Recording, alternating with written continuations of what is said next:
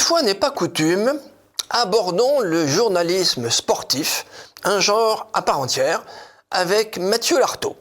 Un portrait en contraste.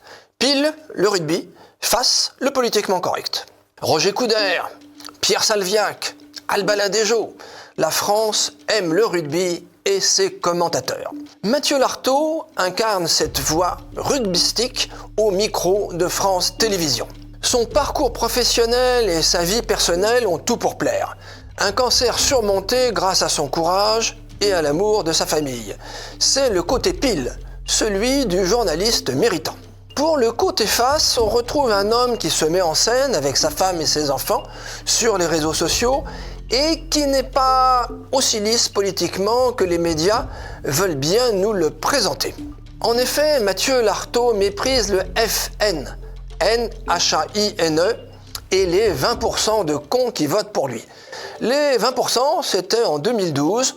Depuis, les occasions de haïr ont augmenté. Mathieu Lartaud est né en 1979 à Mantes-la-Jolie. Son père est cadre dans un groupe cimentier et surtout préside la section rugby de la ville. Il joue au rugby dès l'âge de 5 ans jusqu'à la découverte de son cancer du genou à 16 ans. Pendant 2 ans, il lutte courageusement contre cette maladie qui le contraint à abandonner son sport. En avril 2023, Mathieu Lartaud annonce la récidive de son cancer du genou et l'amputation prochaine de sa jambe. Il signe avec France Télévisions un contrat en alternance avec le cursus du Centre de formation des journalistes. Durant son stage, il commente son premier match de rugby lors du tournoi des 6 nations. Il sera recruté par France Télévisions en 2004 et deviendra assez vite, en 2009, son commentateur principal pour le tournoi des 6 nations, la Coupe du Monde du rugby, les test-matchs de l'équipe de France et la finale du Top 14. Il est aussi responsable de la rubrique rugby dans l'émission du dimanche Stade 2. Il a commenté par ailleurs les Jeux Olympiques de Rio, ceux de Tokyo,